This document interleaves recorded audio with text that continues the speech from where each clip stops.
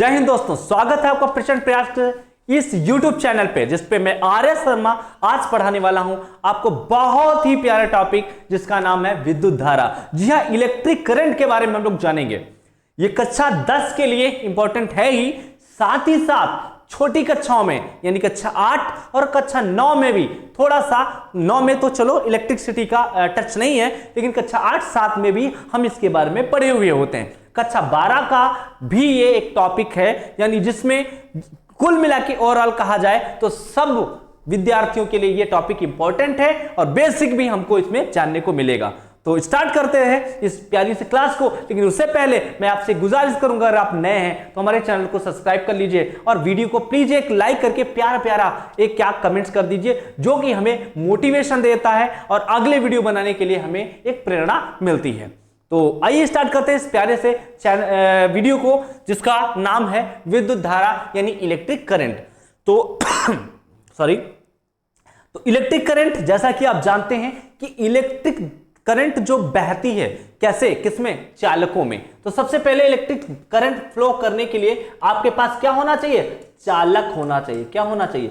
चालक। क्योंकि आपको पता है चालकों में ही विद्युत धारा का प्रवाह पॉसिबल हो पाता है, जबकि जो अचालक या कुचालक होते हैं, है ना, कुचालक, इसमें विद्युत धारा प्रवाह नहीं होता है। लेकिन एक क्वेश्चन मैं आपसे करता हूं, आपसे अगर पूछा जाए बच्चा कि विद्युत धारा के प्रवाह के लिए कौन रिस्पॉन्सिबल होता है, मतलब विद्युत धारा किसकी वजह से बहती है, चालक में विद्युत धारा किसकी कारण बहती है, तो आपका जवाब होगा इलेक्ट्रॉन, जो कि आप थोड़ा सा गलत हैं। गलत ना कह के हम ये कह लेंगे आप थोड़ा यहां पे गलती कर रहे हैं। क्या कर रहे हैं? क्योंकि देखो बेटा, अगर हम बात करते हैं विद्युत धारा के फ्लो की, तो केवल चालकों में ही बहती है, ऐसा हम लोग बोलते हैं। यानी चालक क्या है? जैसे मेटल है, जितने भी धातुओं हैं, जितने भी धातुएं हैं, सब में विद्युत धारा प्रवाह हो सकती है, लेकिन वहीं पे अधातुओं में नहीं होती है या कुचालकों में नहीं होती, जैसे प्लास्टिक है, लकड़ी है, इन सब में विद्युत धारा का प्रवाह नहीं होता। क्यों?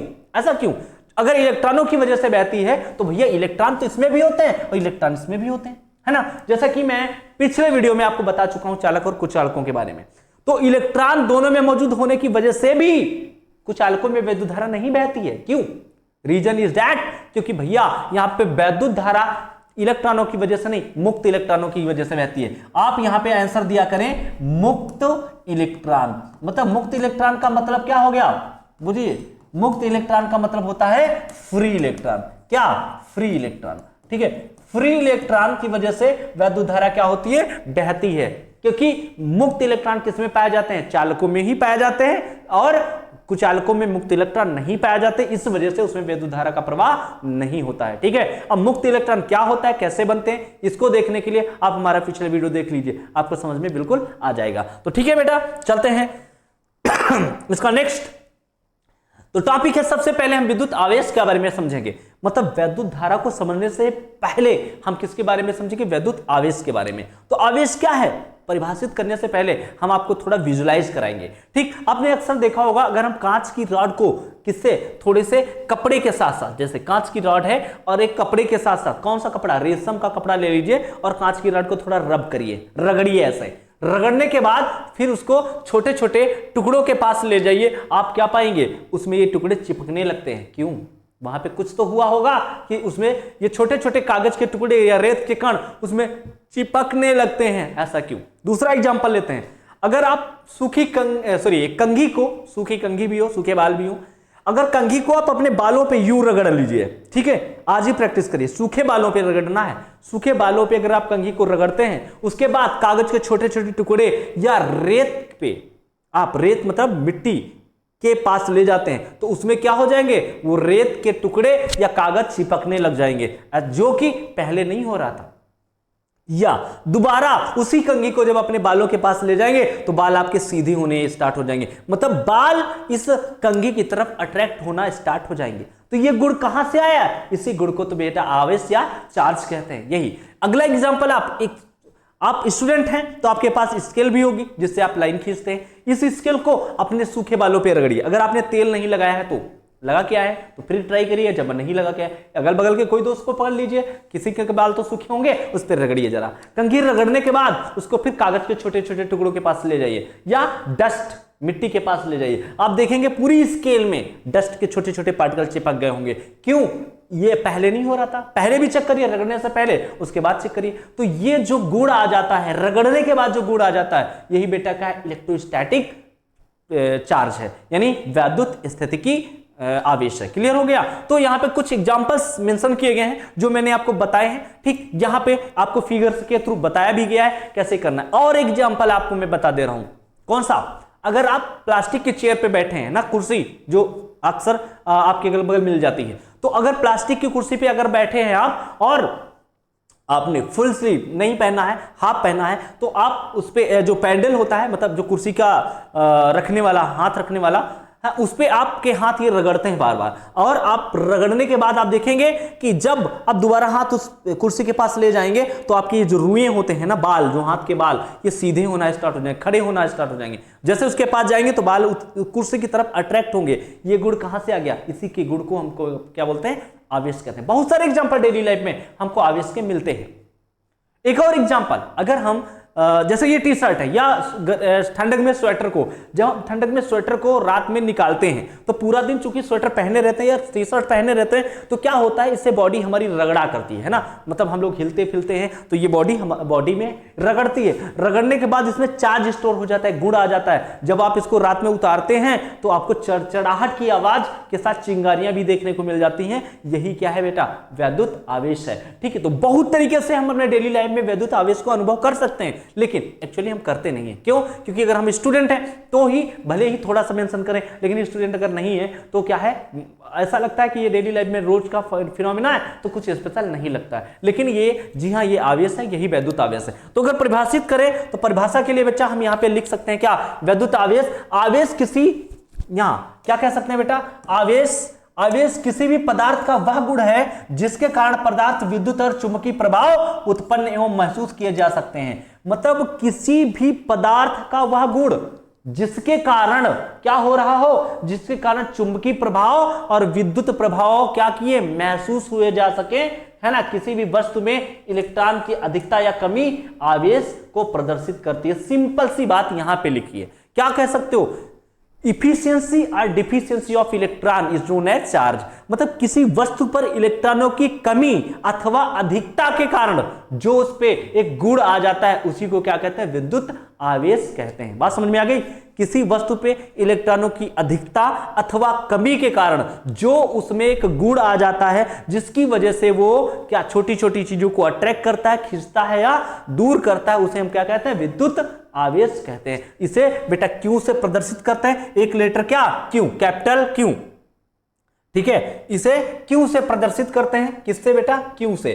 क्यू से प्रदर्शित करते हैं और फार्मूला होता है क्यू बराबर NE। अभी समझते हैं, लेकिन इससे पहले जान लेते हैं इसे विद्युत आवेश का SI जो मात्रक होता है, क्या होता है बच्चा? एम्पियर इंटू सेकेंड होता है। या इसी को हम क्या कहते हैं? कूलॉम कहते हैं। और इसका विमीय सूत्र AT होता है। विमीय सूत्र क्या होता है? AT। और AT को हम बेटा कैपिटल ब्रैकेट में लिखते हैं, ना कि स्मॉल ब्रैकेट में।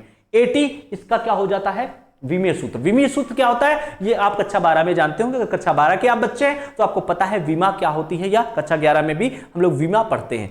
तो फिलहाल इसका मात्रक क्या है? कूलॉम, क्योंकि इसका पता किसने लगाया था? कूलॉम ने पता लगाया था, इसलिए उन्हीं के नाम पे इसका मात्रक पड़ गया है कूलॉम। ठीक, Q बराबर NE। इसका सूत्र कैसे होता है? मतलब N क्या है? Number of electron. यहां पर है इलेक्ट्रॉनों की संख्या।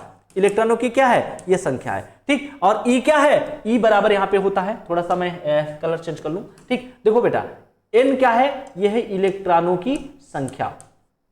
क्या है? इलेक्ट्रॉनों, है ना, इलेक्ट्रॉनों की संख्या। ये इलेक्ट्रॉनों की संख्या है।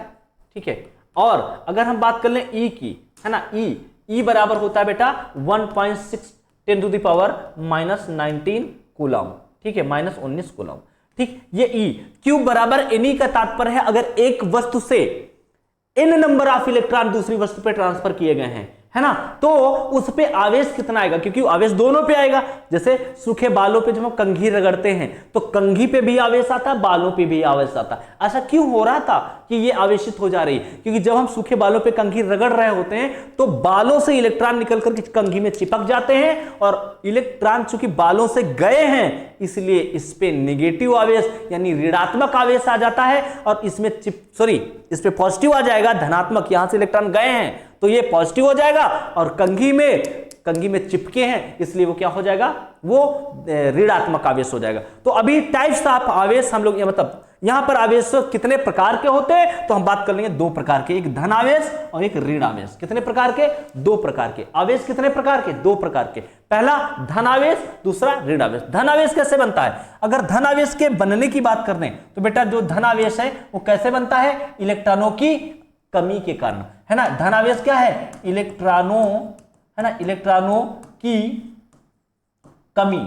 इलेक्ट्रॉनों की कमी के कारण कौन सा आवेश आ जाता है, उस पर धन आवेश आ जाता है। ऐसे समझ लो यार, जिसके पास बहुत ज्यादा इलेक्ट्रॉन थे, इलेक्ट्रॉन मतलब होता है निगेटिव चार्ज होता है। आपको पढ़ाया गया होगा इलेक्ट्रॉन पे 1.6 10⁻⁻19 कूलम निगेटिव चार्ज होता है। तो जिसके पास निगेटिविटी भरी हुई है वो कैसे धन हो सकता है, कुछ निगेटिविटी उसने कम कर दी, मतलब इलेक्ट्रॉनों को क्या कर दिया, कम कर दिया। इलेक्ट्रॉनों को कम करके उसके पास क्या आ जाएगी, पॉजिटिविटी आ जाएगी। मतलब जिसके पास इलेक्ट्रॉनों की कमी है वो क्या है, धन आवेश है, धनावेश है। और जिसके पास इलेक्ट्रॉनों की अधिकता है, भरे पड़े हैं उसके पास, यानी माइनस। तो माइनस को हम लोग क्या करेंगे, इलेक्ट्रॉनों की अधिकता, है ना। ये कैसे आ जाता है, इलेक्ट्रॉनों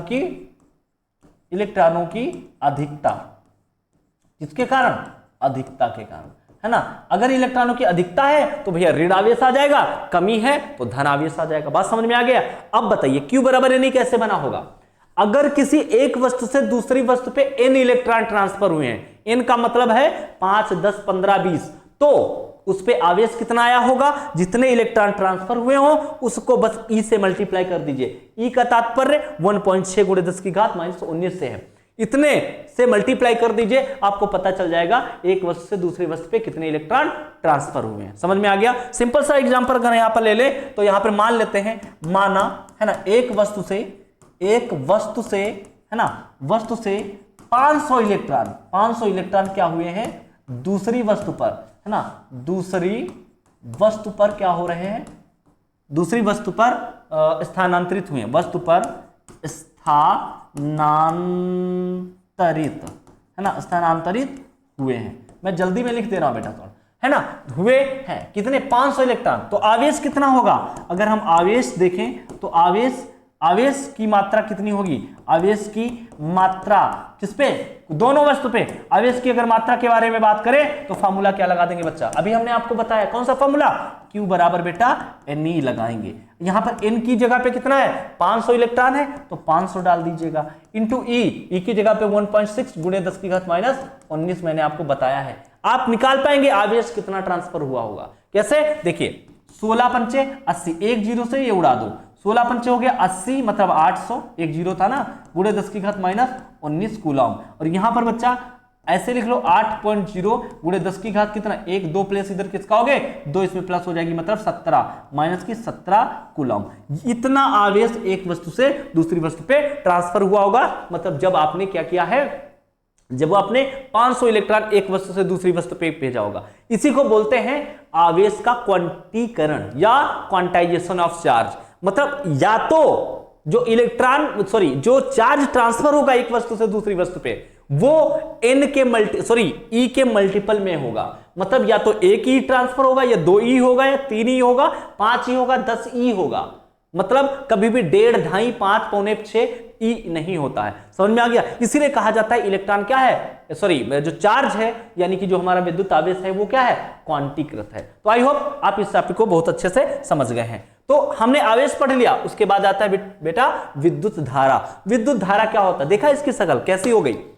विद्युत धारा, आपके घर में अगर आपसे पूछा जाए क्या आता है, करंट आती है, मतलब विद्युत धारा आती है, कि वोल्टेज आता है, कि पावर आती है, तो बहुत सारे कहेंगे हमारे घर बिजली आती है ना। बिजली का मतलब क्या है, आपके घर में पावर आता है। क्या आता है, पावर मतलब P बराबर VI होता है, मतलब करंट और वोल्टेज दोनों का प्रोडक्ट आता है आपके घर। समझ में आ गया। तो चलिए क्या होता है विद्युत धारा समझ लेते हैं। तो विद्युत धारा को समझने के लिए बच्चा आपको क्या करना पड़ेगा, एक डेफिनेशन, सिंपल सी बात है, विद्युत धारा यानी आई की बात करेंगे बच्चा तो आई बराबर होता है Q अपान टी। मतलब क्या है इसका, मतलब क्या है इसका, मतलब है आवेश प्रवाह की दर को प्रति सेकंड किसी भी अनुप्रस्थ काट से जितना आवेश पास हो रहा होगा उसी को हम क्या कहेंगे, विद्युत धारा कहेंगे। प्रति सेकंड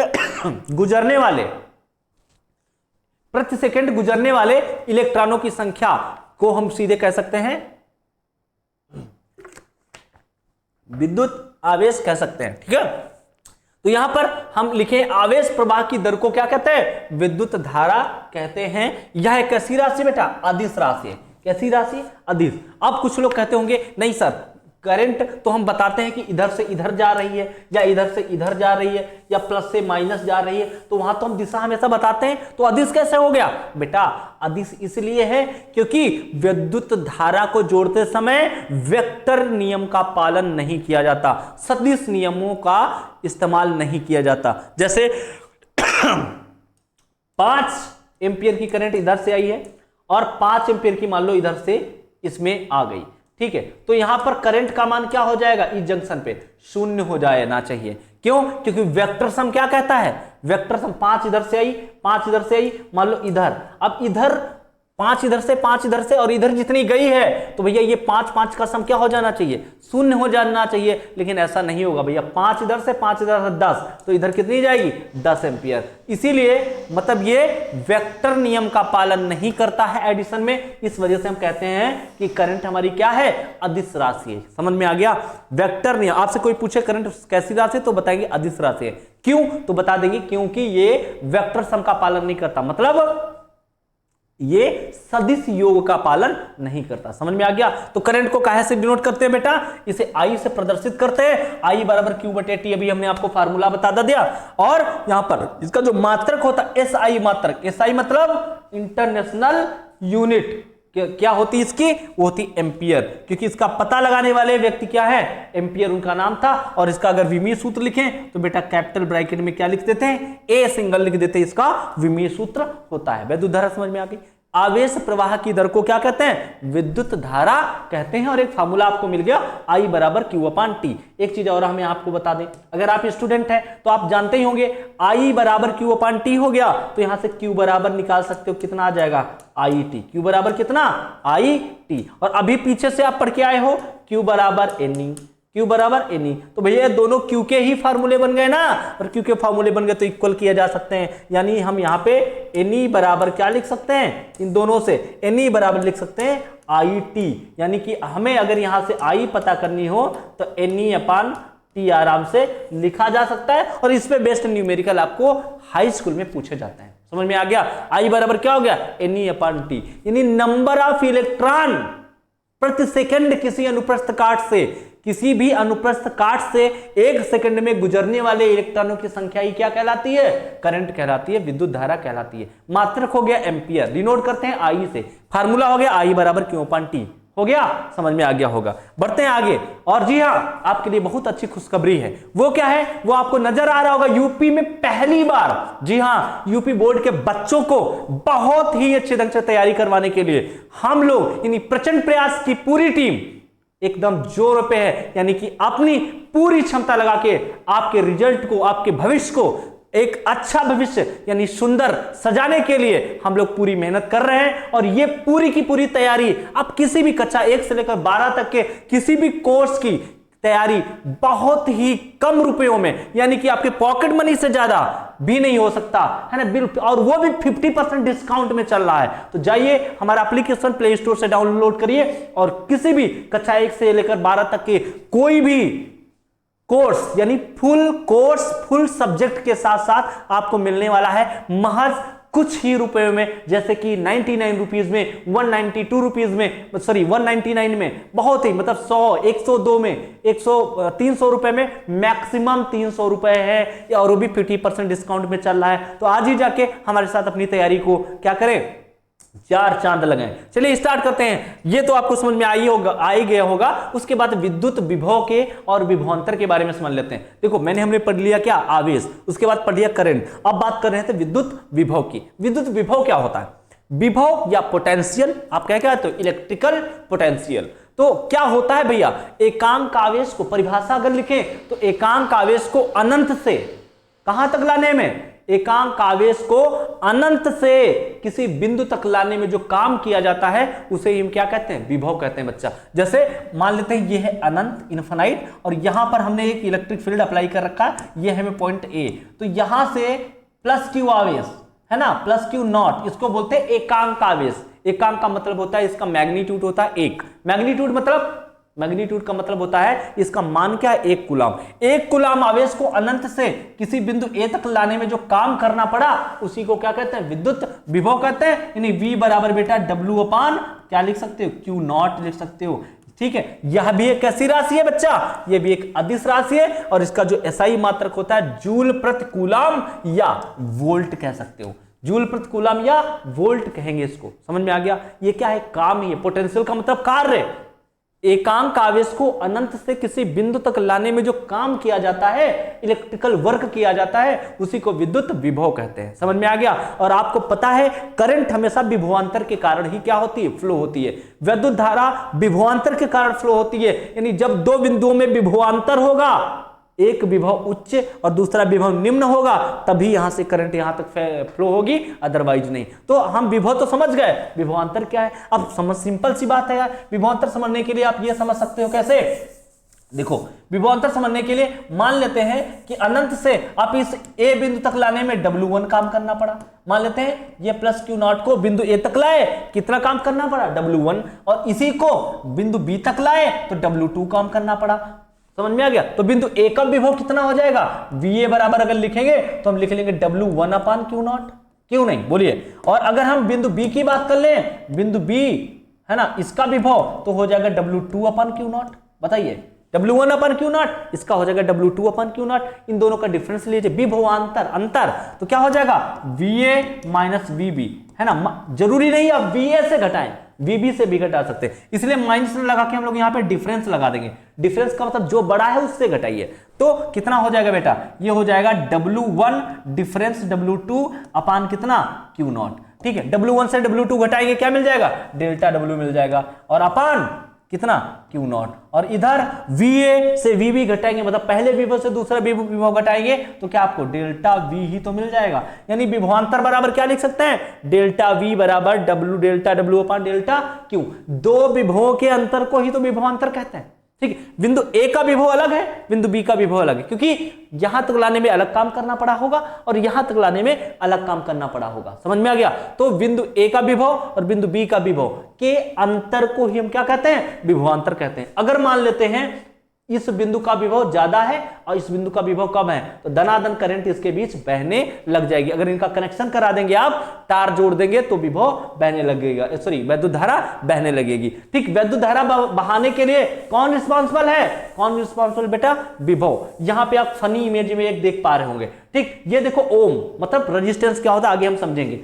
ये करंट है, ये करंट जो बीच में फंसी है वो क्या है, करंट है। अब पीछे से धक्का कौन दे रहा है, यही बेटा वोल्ट दे रहा है, यही विभव है। यही क्या कर रहा है, यही बेटा क्या है, विभव है, विभव, इसी को वोल्ट कहते हैं।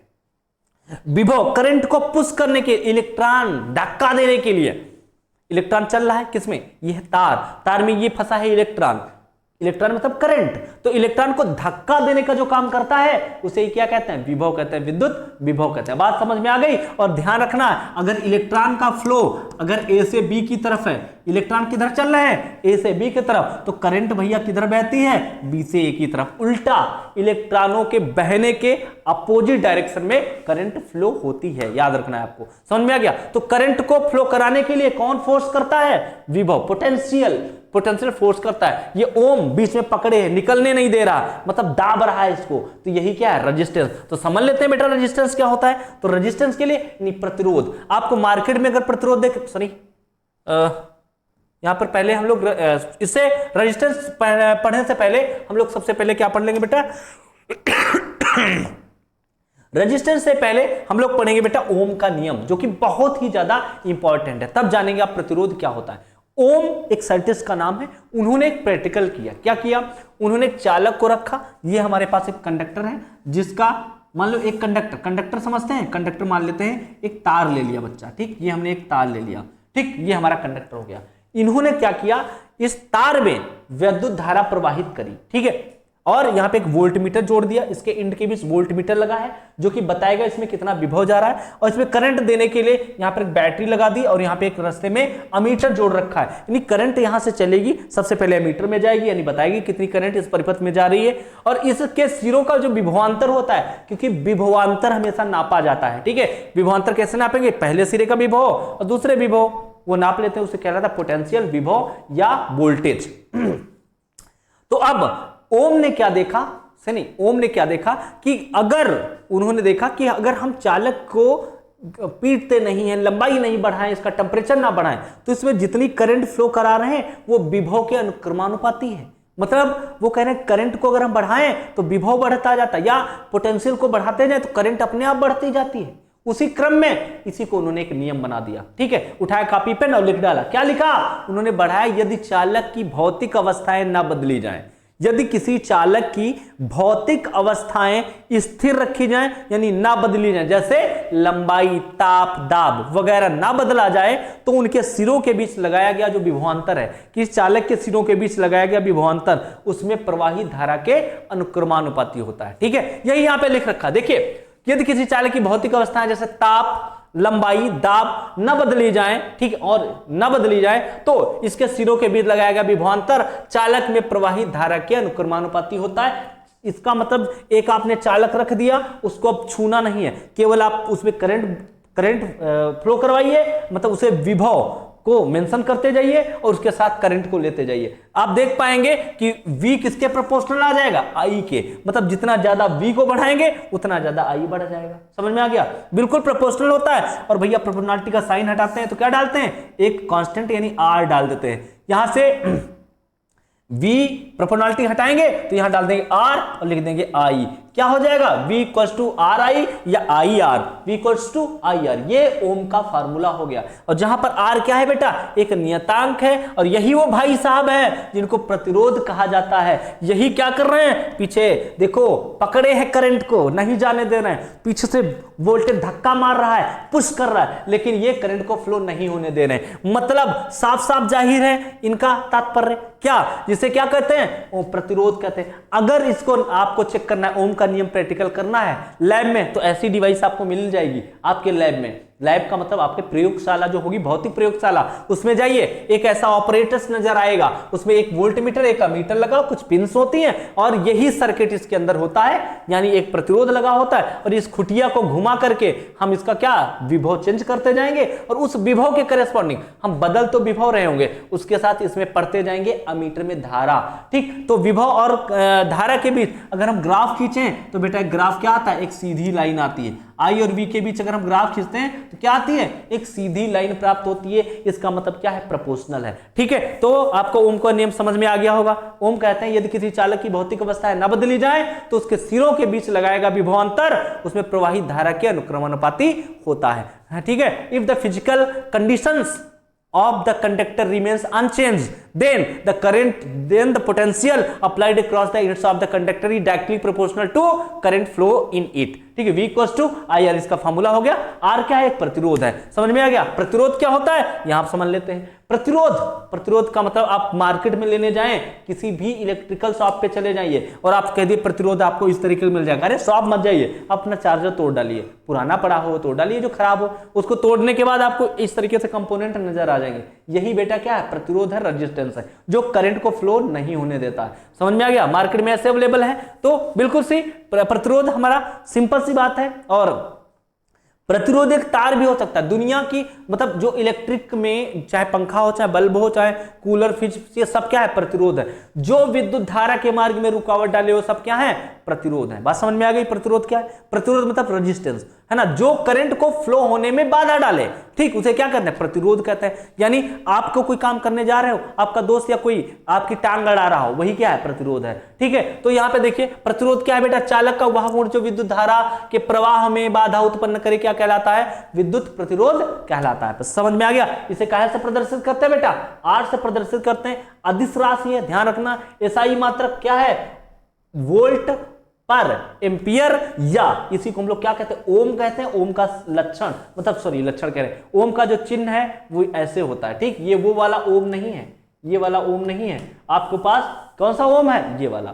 ठीक, इसे ओम से प्रदर्शित करते हैं। सूत्र की बात कर ले तो बेटा सूत्र बराबर आर बराबर क्या हो जाएगा, रो एल अपान ए। ये क्या है, रो है, इसे क्या पढ़ेंगे, रो। तो आर बराबर क्या हो जाएगा, रो एल अपान ए। मतलब अगर हमारे कोई चालक है, हमारे पास कोई कंडक्टर है जिसकी लंबाई कितनी ले लें, एल ले लें। ये मान लो तार का टुकड़ा है जिसकी लंबाई क्या है, ए है, और इसके क्रॉस सेक्शन का एरिया कितना है, ए है। क्रॉस सेक्शन का मतलब अनुप्रस्थ काट का क्षेत्रफल ए है, तो इसका जो प्रतिरोध होगा बच्चा, वो प्रतिरोध क्या होगा, प्रोपोर्शनल होगा लंबाई के। मतलब जो हमारा प्रतिरोध होगा, इसका प्रतिरोध समझते हैं, मतलब इसमें जो रेजिस्टेंस होगा, इसका जो इस तार का प्रतिरोध होगा, वो दो किन बातों पर निर्भर करेगा, आर अनुक्रमानुपाती होगा किसके, लंबाई के। यानी कि जितनी लंबाई ज्यादा उतना प्रतिरोध ज्यादा। ठीक है, तार की लंबाई जितनी ज्यादा उतना प्रतिरोध ज्यादा। तो दूसरी बात, ये बात नंबर 1। बात नंबर 2 की बात करें तो ये भैया क्षेत्रफल के व्युत्क्रमानुपाती होता है। मतलब अगर क्षेत्रफल ज्यादा है तो प्रतिरोध कम हो जाएगा। यही रीजन है कि मोटे तार का प्रतिरोध कम होता है, पतले तार का प्रतिरोध क्या होता है, ज्यादा होता है। यानी आपके घर में आपने देखा होगा जो करंट आती है ना, कैसे तारों में आती है, ढेर सारे एल्युमिनियम के तार आपस में ऐंठ दिए जाते हैं। वैसे एक सिंगल तार भी तो भेजा जा सकता था, क्यों, क्योंकि हमें करंट ही तो भेजनी थी, तो इतना पतला तार क्यों नहीं लगाया जाता। जबकि पतले मान लो ऐसे तार थे तो ढेर सारे तार एक साथ भेज देते, इनको ऐंठ करके क्यों किया जाता है, क्योंकि भैया पतले तार का प्रतिरोध बहुत ज्यादा होता है। इन छोटे छोटे पतले तारों को आपस में ऐंठ करके क्या कर दिया जाता है, एक मोटा तार बना दिया जाता है, क्योंकि सरफेस एरिया बढ़ जाता है, जिसकी वजह से प्रतिरोध घट जाता है। समझ में आ गया। तो ये अनुप्रस्थ काट के क्षेत्रफल के क्या होता है, अनुप्रस्थ काट के क्षेत्रफल के व्युत्क्रमानुपाती होता है। इन दो बातों को आपस में अगर मिला दीजिए तो आर प्रोपोर्शनल किसके हो जाएगा, एल अपान ए के। और प्रोपोर्शनलिटी का साइन हटाएंगे तो क्या डाल देंगे, एक कांस्टेंट डाल देंगे, यानी आर बराबर बच्चा क्या हो जाएगा, रो एल अपान ए हो जाएगा। जहां रो क्या है, एक नियतांक है जिसे चालक का क्या कहते हैं बेटा, चालक का क्या कहते हैं, चालक की प्रतिरोधकता कहते हैं। ठीक, जहां पे रो क्या है, रो हमारा एक कांस्टेंट है, नियतांक है, जिसे विशिष्ट प्रतिरोध भी कहते हैं या चालक की प्रतिरोधकता भी कहते हैं। बात समझ में आ गई, प्रतिरोधकता भी कहते हैं। तो ये था हमारी आज की क्लास। आगे अगर और इस तरीके की क्लास आपको देखना है, आपको मजा आ रहा है ऐसी क्लास देखने में और आपको कुछ नॉलेज मिल रहा है, तो क्लास को लाइक करिए और चैनल को सब्सक्राइब करिए। मिलते हैं अगले वीडियो के साथ, तब तक के लिए जय हिंद।